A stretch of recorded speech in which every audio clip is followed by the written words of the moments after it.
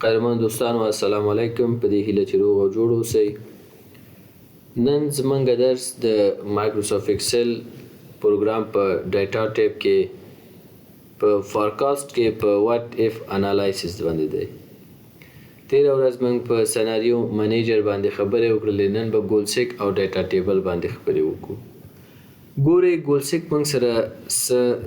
کار کوي. زه راځم دلته لیکم فرض که موږ سره یو انسټیټیوټ دی یا یو کورس ده او په هغې کې موږ سره څه سټوډنټس دي او همدا ډول د دغې سټوډنټانو څخه موږ څه فیس اخلو او د دې فرض که ټوټل څومره کیږي. مجموعاً فرض که موږ 50 نفره سټوډنټس لرو او د هر نفر څخه موږ 1000 افغانۍ فیس اخلو، نو ټوټل چې معلومه ایکول لیکو د 50 نفره ضرب فیس چې څومره اخلو دا او له دې وروسته انټر کوو، یعنې 50,000 روپۍ شوې. دا به ورته سلیکټ کو او رای به شو، آل بارډرز به ورته ورکو او دا به ورته بولډ کو. اوس خبره دا ده دغه کومې پیسې چې زه دغه سټوډنټانو څخه اخلم، یعنې دغه 50 نفره سټوډنټانو څخه د میاشتې 1000 اخلم او مجموعاً 50,000 افغانۍ کېږي، خو زما دغه د کورس مصارف یا د انسټیټیوټ مصارف چې زه سنجش کوم نه پوره کوي. موږ به د انګلیسي ډپارټمنټ لرو، موږ به د کمپیوټر ډپارټمنټ لرو، موږ به د ساینسي مضامینو ډپارټمنټ لرو. دې ټولو کې به موږ سره سټوډنټان فرض که لږ به زیات کو 1,500 نفره ده او فی نفر نه 1000 روپۍ اخلو، نو ټول موږ سره 1,15,000 کېږي. خو دا زموږ مصارف نه پوره کوي. موږ بیرته چې د برق مصارف لرو او همدا ډول فوډ ایکسپنسز لرو، رینټ ایکسپنس لرو او استادانو ته پیسې ورکوو، لکه دا ټول مصارف چې موږ سنجش کوو نو دا 1,15,000 بیرته موږ ته نه پوره کوي. دولت ته مالیه ورکوو. نو اوس په کار داسې ده موږ وایو چې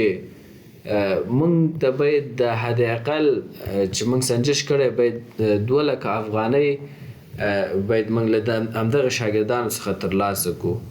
نو لکه زموږ ګول هدف معلوم شو چې باید 2,00,000 افغانۍ موږ ترلاسه کړو، خو اوس دغه 1,500 شاګردانو نه موږ د میاشتې څومره فیس واخلو چې موږ ته 2,00,000 افغانۍ پوره کړي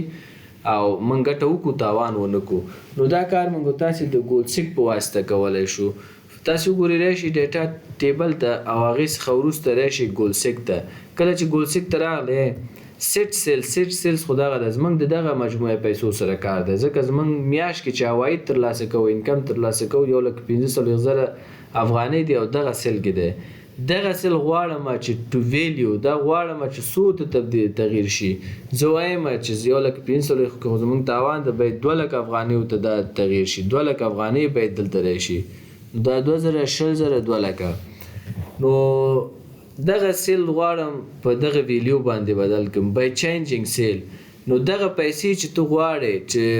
دغه پیسې چې دې ته واړې او تغییر یې کړې، دا له کوم ادرسه غواړې چې افزایش پکې راشي، کوم سیل کې باید تغییرات راشي. په دغه ویکتور باندې کلیک کوم او راځم ورته فیس کې تغییرات راواله. کسانو کې خو تغییر نشو راوستلی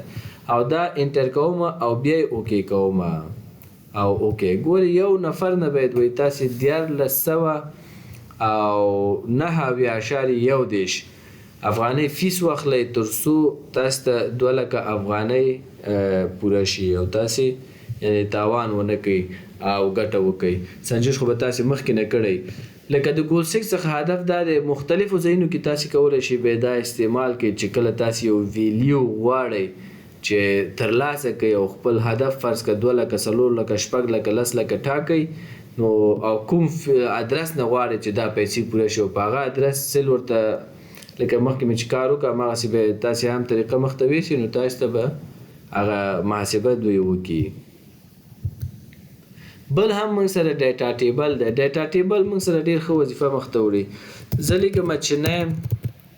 فرض که موږ یو په امریکا کې یو فیکټوري کې کار کوو او موږ سره چې کوم کارګر دی هغې ته روزمره پیسې ورکوو،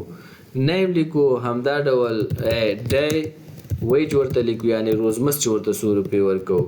پر منت ورته موږ 100 روپۍ ورکوو، باید دا معلوم شي پر منت. او همدا ډول غواړم چې پر ایر هم معلوم کوم، لکه پر ایر کار کې څومره ورکوي. که کوارټر کې تاسې غواړئ چې معلوم کې لکه 3 میاشتو کې څومره پیسې ورکوو نو هغه ستاسو خپله خوښه ده خو تاسې به یو خانه دلته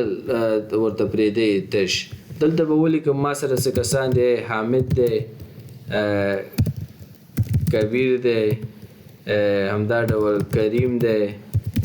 خان دی جان دی نبیل دی زمان دی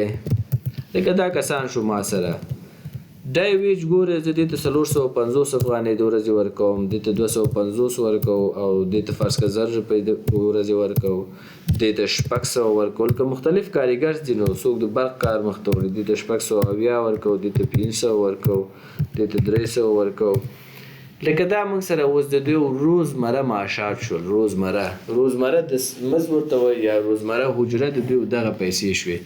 ښه اوس څه کار کوو اوس غواړم معلوم کړم چې پر منت دې ته 100 روپۍ باید موږ ورکړو پر منت یعنې په یوه میاشت کې باید موږ دې ته 100 روپۍ ورکړو نو داسې کار به وکړئ تاسې به راشئ فرض کړه دغلته یو به ولیکئ ټیپ به پرس کړئ او بیا به یو ولیکئ لکه 2 سیلانو کې یو ولیکئ بیا راشئ دلته ودرېږئ ایکول ولیکئ د ایکول څخه وروسته دا راواخلئ او ملټیپلای کړئ په دې یو کې او بیا انټر کړئ دا کار خور شو اوس له دې نه وروسته تاسې داسې کار وکړئ د خپلو نومونو سره به کار نه لرئ فقط دلته به راشئ او سلیکشن به وکړئ تر دې ځای پورې چې ستاسې ډیټا ده دا سلیکشن مو چې وکړه نو اوس راشئ ډیټا ټیبل ده کله چې ډیټا ټیبل ته راغلی نو تا ته ډیټا ټیبل رو انپوټ سیل دا یو به واخلئ په دې ځای کې اضافه کوئ او همدا ډول دلته به کلیک وکړئ دا بل یو به دلته اضافه کړئ او بیا به یې اوکې کوئ ګورئ تاسې سره اوس کیلکولیشن او فنکشن دلته اپلای شو فرض که موږ سره نه دغه کسان دي دا کسان دا به ټول سلیکټ کو او دې ته به آل بارډرز هم زه ورکړم چې صحیح ښکاره شي او همدا ډول دا به بولټ هم کړم ما سره اوس دغه کسان دي او زه دیو ته د ورځې پر ډے چې دی حامد ته 450 ورکوم کبیر ته 250 ورکوم کریم ته 1000 ورکوم لکه د هر یو کاریګر چې دی موږ سره ډای ویج یا د یوې ورځې معاش دغومره دی نو پر منث څومره کېږي یا پر یر څو کېږي نو یو میاشت موږ سره څو ورځې دی 10 ورځې نو زه غواړم چې دغه 10 ورځې دلته ولیکم او چې کله انټر پریس کوم ګورئ د ټولو مکمل کسانو دغه د یو میاشت هغه مزد او حجره چې دی جمع کېږي د دې 14500 کېږي د 7500 10000 کېږي 18000 کېږي ګورئ داسې په دې رقم باندې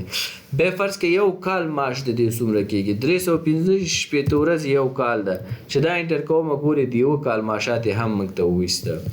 1,4250 د دې کېږي 1,9250 د دې کېږي 3,55,000 د دې کېږي 2,19,000 د دې کېږي 2,04,550 د دې کېږي لکه ګورئ د هر کس هغه معاش یې موږ ته وویسته خو دا ضرور نه ده چې تاسې فرض کړه ته پر منت ولیکئ یا پر یر ولیکئ نو فرض کړئ یو څوک موږ سره راځي یو کاریګر د موږ سره 3 ورځې کار کوي او نور خپل کار پسې ځي نو یا ټول 3 ورځې موږ سره کار کوي چې کله انټر کوم دا محاسبه موږ ته وباسي یا فرض کړئ یو څوک دغه کسان موږ سره ټول یو سره 3 ورځې موږ سره کار کوي نو دا ګوري هر څه محاسبه دوی درته وباسي چې 10 ورځې کار وکړه 16 ورځې کار وکړه 50 ورځې کار وکړه نو تاسې په دې شکل کولی شئ چې په ډیټا ټیپ کې د ګولسیک او ډیټا ټیبل څخه استفاده وکړئ یعنی ګولسیک کې موږ او تاسې یو رقم مشخص کوو یو ویلیو مشخص کوو چې دغه ویلیو باید موږ ترلاسه کړو په هره میاشت کې دغومره پیسې باید موږ ترلاسه کړو تر څو زموږ د بزنس مصارف پوره کړي نو ګولسیک کې هماغه 3 اپشنونه دي 3 سیلونه ورته انتخابوئ د ته محاسبه کوئ وایي چې د هره میاشت کې باید ته د فی نفر نه دغومره پیسې واخلې دغومره عاید وکړي تر څو تا ته په آخر د میاشت کې دومره پیسې ترلاسه شي